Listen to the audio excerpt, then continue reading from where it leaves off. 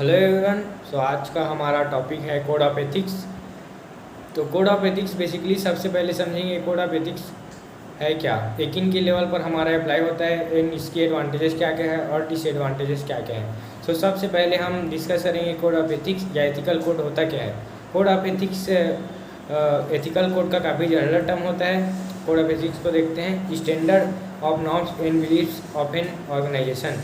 Norms को थोड़ा और डिपेंड करते हैं। Norms are the standard of behaviour expected from every one in the organisation when confronted with the particular situation consisting of ethical dilemmas. देखिए, code of ethics basically क्या है, यह एक तरह का स्टैंडर्ड कोड है या एक तरह की चीज़ है जो हमें बताती है कि क्या चीज़ सही है क्या चीज़ गलत है इन टेकिंग एनी डिसीजन।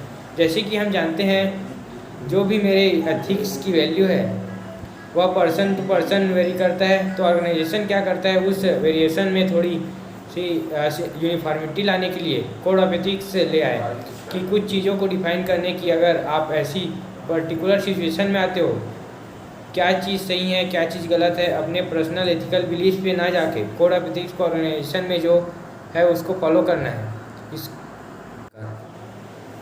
इसका एग्जांपल ले तो जैसे कि आजकल काफ़ी चल रहा है डिकैथलॉन। डिकैथलॉन में क्या होता है, उनका सबसे ज़्यादा एम क्या है कि जो मेरे कस्टमर है उनको कंप्लीट सेटिस्फेक्शन मिले, वो हर चीज़ टेस्ट करके ले अच्छे से। तो इसमें एक एग्जांपल क्या आता है कि जो मेरे साथ पर्सनली भी हुआ था। एक बार मैं गया था उनके पास डिकैथलॉन में पर्टिकुलर डिज़ाइन का शूज़ लेने, जहाँ पे वह शूज़ नहीं था, अवेलेबल नहीं था। तो जस्ट बिकॉज मेरे को डिससेटिस्फेक्शन ना हो तो उन्होंने वो किसी और ब्रांड से वहाँ पे सेम चीज़ मेरे को अरेंज करके दी।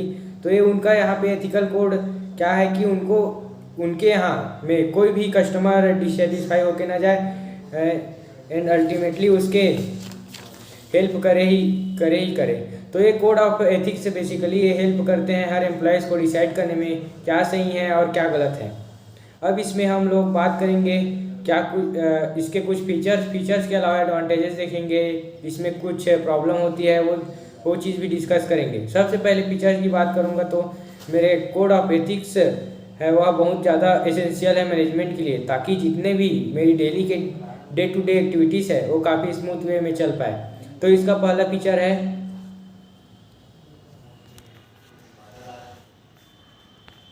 Essential of management to ensure growth running of activities adapted by management only.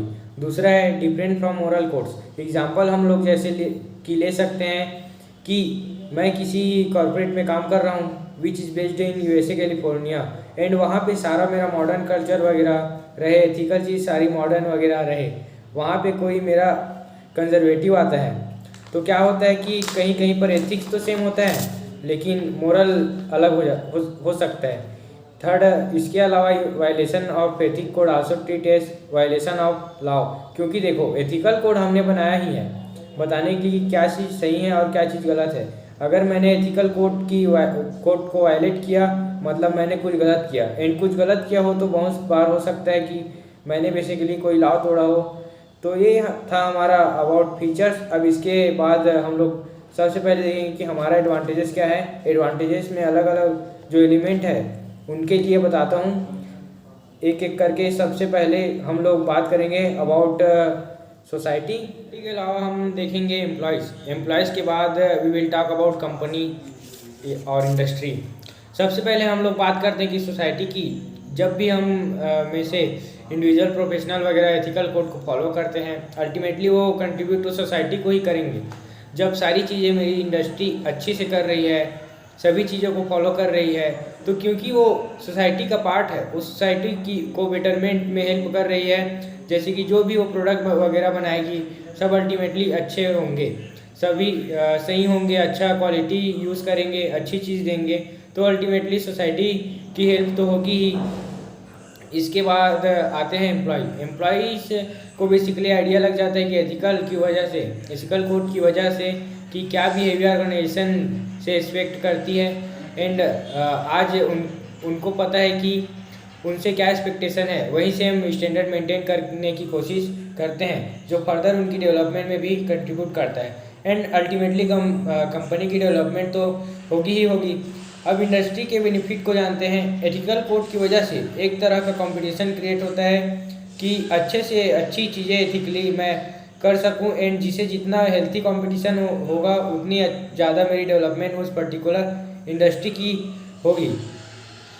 इसका एक एग्जांपल एथिक्स से एग्जांपल है, एथिक्स से रिलेटेड तो नहीं है पर स्टिल समझने के लिए रख सकते हैं कि आजकल सोशल मीडिया पेजेस वगैरह पे या सोशल मीडिया डिजिटल मार्केटिंग वगैरह में देखें तो ट्रोल्स एंड मीम्स का जो है वो हमारा मार्केटिंग में भी आने लगा है।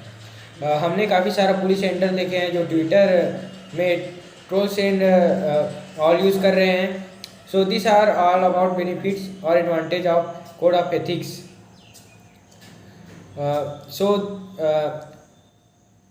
कोड ऑफ एथिक्स, इसके अलावा हम लिमिटेशन के बारे में देखें तो दो चीज़ लिख सकते हैं, general nature and lack of support.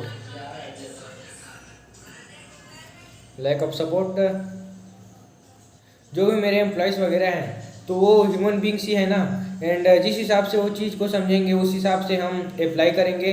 ज़रूरी नहीं कि जो मेरे कोड्स ऑफ एथिक्स हैं वो एज इट इज़ फॉलो करें। इट में भी पर्सन टू पर्सन समझने में गलती हो जाए तो जनरल नेचर की वजह से वो फेल हो जाते हैं।